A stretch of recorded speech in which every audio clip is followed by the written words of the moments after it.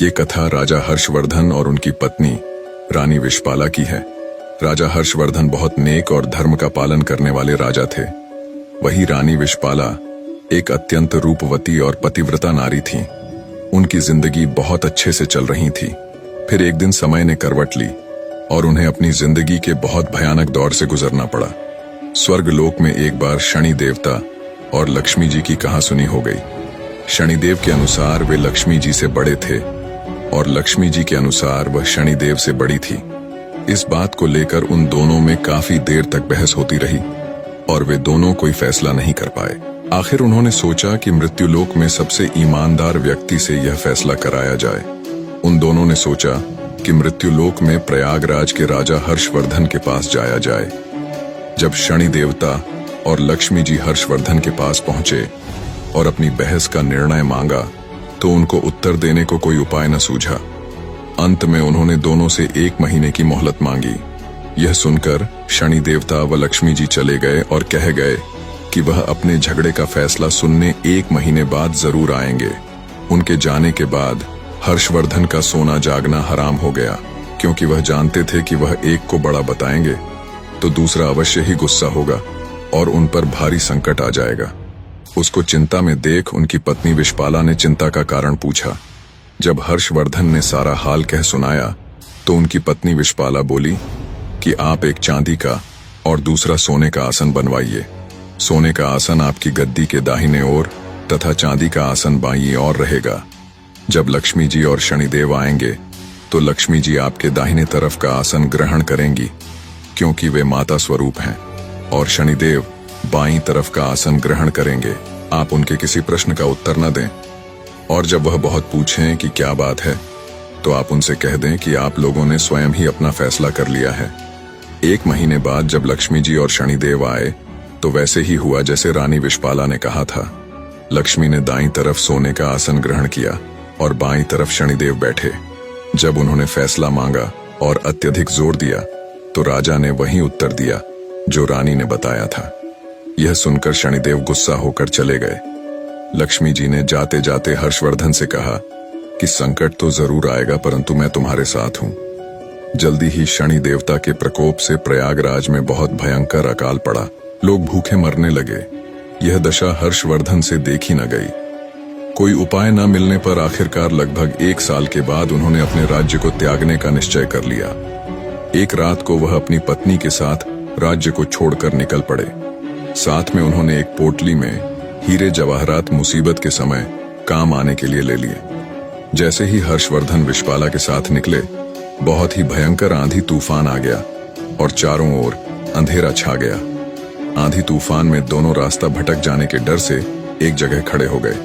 तभी लक्ष्मी जी एक छोटी सी लड़की का रूप धारण करके आई और लालटेन की सहायता से उन दोनों को नदी के किनारे तक पहुंचा दिया। हर्षवर्धन अपनी पत्नी के साथ नदी के किनारे पहुंच गए, परंतु अब नदी पार करने की समस्या उत्पन्न हो गई। इतने में एक बूढ़ा नाविक नाव खेता हुआ उस तरफ आया। हर्षवर्धन ने निवेदन किया कि वह उनको नदी के किनारे पहुंचा दे। नाविक बोला कि उसकी नाव बहुत हल्की है, इसलिए एक एक करके ही वह उनको पार करा सकता है। राजा ने उसकी बात मान ली। पहले वह रानी को पार ले गया, फिर राजा हर्षवर्धन को और अंत में गहने की उस बड़ी सी पोटली को। परंतु उसने गहने की पोटली को नदी पार नहीं पहुंचाया। वह उस पोटली को लेकर गायब हो गया। हर्षवर्धन थोड़ी देर तो नाविक और पोटली का इंतजार करते रहे, परंतु जब उन्होंने देखा कि नाविक नहीं आया तो वे समझ गए कि वो बूढ़ा नाविक कोई और नहीं बल्कि शनिदेव ही थे। हर्षवर्धन और विशपाला नदी के किनारे चलते चलते एक गांव में पहुंचे।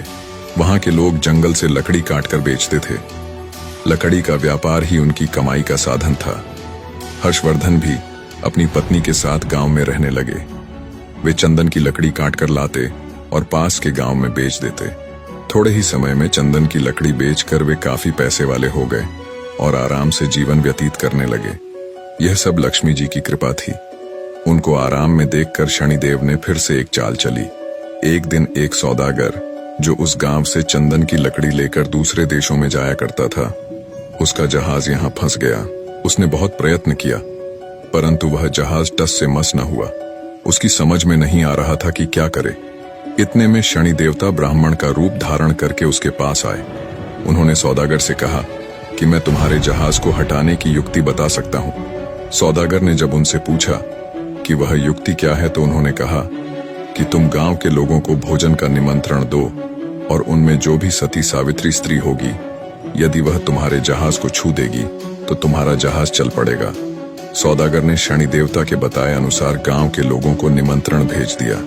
जब वे हर्षवर्धन के घर पहुंचे तो विषपाला ने यह कहकर निमंत्रण अस्वीकार कर दिया कि मेरे पति जंगल में लकड़ी काटने गए हैं। सौदागर के आदमी ने वापस जाकर सारी बात बता दी।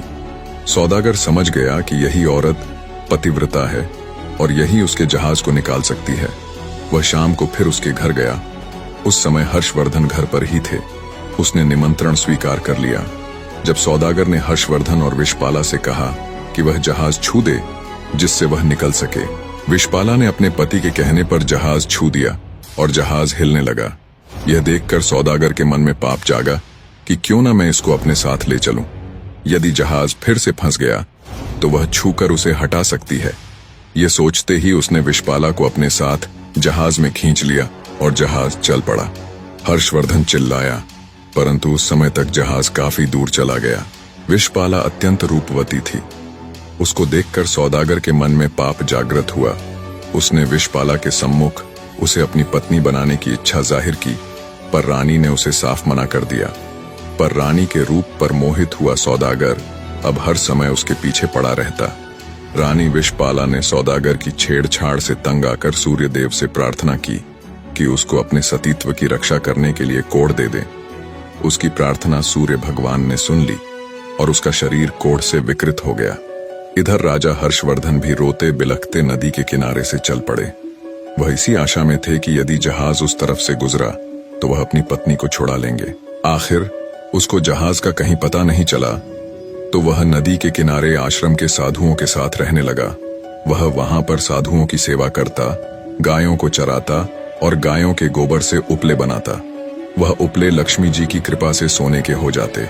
इस प्रकार कुछ ही दिनों में उसके पास ढेर सारी सोने की ईंटें हो गईं। एक दिन वही सौदागर जो हर्षवर्धन की पत्नी को ले गया था, उसका जहाज वहां पर आया। हर्षवर्धन ने सौदागर को पहचान लिया। उसने सौदागर को ईंटें दिखाकर कहा कि यदि सौदागर उसको साथ ले चलेगा तो वह ईंटें उसे दे देगा। सौदागर ने भी हर्षवर्धन को पहचान तो लिया था, परंतु सोने की ईंटों के लालच में अपने जहाज में बैठा लिया। जब जहाज चल पड़ा तो कुछ ही दूर जाने पर सौदागर ने हर्षवर्धन को नदी में फेंकवा दिया। हर्षवर्धन की चीख पुकार विषपाला को सुनाई दे गई। उसने एक काठ का टुकड़ा समुंदर में फेंक दिया। उस काठ के टुकड़े के सहारे हर्षवर्धन एक पुल पर पहुंचा, जहां आते जाते जहाज से चुंगी यानी कर लिया जाता था। अनजान व्यक्ति को वहां देख वहां कामगारों ने उससे पूछा कि वह कौन है और कहां से आया है। तो हर्षवर्धन ने कहा कि वह एक अत्यंत दुखी आदमी है। वहां के लोग उसको राजा के पास ले गए। राजा ने परिचय मांगा तो हर्षवर्धन ने बताया कि वो एक दुखियारा व्यक्ति है जो ऐसे दर दर भटकता है। उसने राजा के सामने दया याचिका कर कोई छोटी मोटी नौकरी देने की मांग की। राजा भी एक दयालु व्यक्ति था। उसने उसे वहां के बगीचे का माली बना दिया। उस राज्य के राजा के यहाँ संतान के रूप में इकलौती पुत्री थी, जिसके लिए नित्य फूलों का सुंदर गजरा बनाकर मालिन लेकर जाती थी। एक दिन राजकुमारी ने मालिन से पूछा कि आजकल गजरे कौन बनाता है, वे अत्यंत सुंदर होते हैं। मालिन ने राजकुमारी को बताया कि एक नया नौकर है जो गजरे बनाता है। राजकुमारी ने उसे देखने की इच्छा प्रकट की। जब उसने राजा हर्षवर्धन को देखा तो वह उस पर मोहित हो गई और हर्षवर्धन से ब्याह करने की हठ पकड़ ली। राजा ने बहुत मना किया, परंतु जब राजकुमारी नहीं मानी तो उन्होंने लाचार होकर दोनों का ब्याह कर दिया और जंगल में एक मकान रहने को दे दिया। कुछ दिन बीत गए तो हर्षवर्धन ने राजकुमारी से कहा कि ऐसे बेकार बैठे रहकर मेरा मन नहीं लगता। तुम अपने पिता से कहो कि मेरे को जहाजों की चुंगी का ठेका दे दें। राजकुमारी ने अपने पिता से यह प्रस्ताव रखा तो राजा ने प्रस्ताव स्वीकार कर लिया। हर्षवर्धन अब आने वाले जहाजों से चुंगी लेता। ऐसे ही 7 वर्ष बीत गए। शनिदेव का प्रभाव खत्म होने को आया।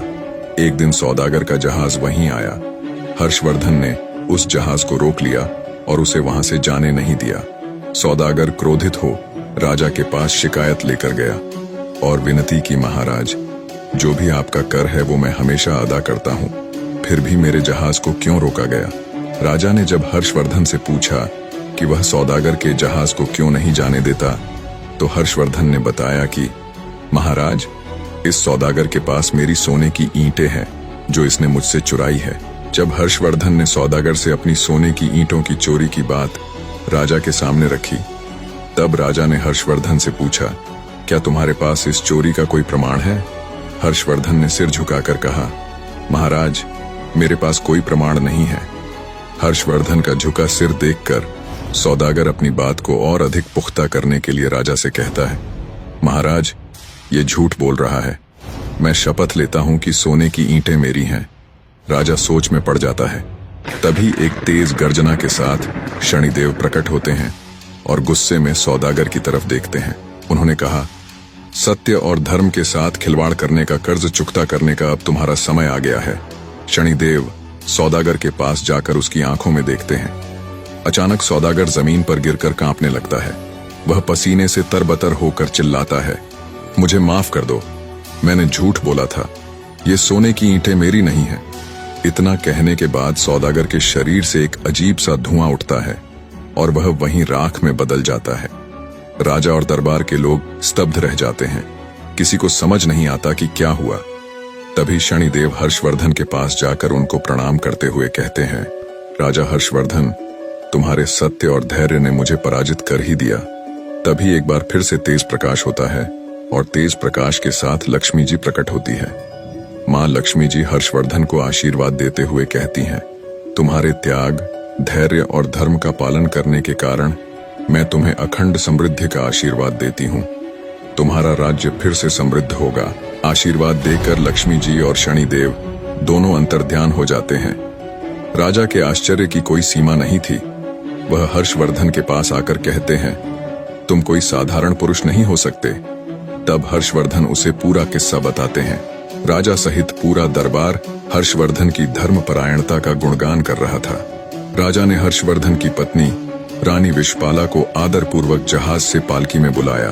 रानी विषपाला ने पुनः सूर्य भगवान से प्रार्थना करके अपना पूर्व रूप मांग लिया। राजा ने आदरपूर्वक हर्षवर्धन के साथ अपनी बेटी को और रानी विषपाला को भी, जिसको उसने अपनी बेटी मान लिया था, प्रेम पूर्वक विदा किया।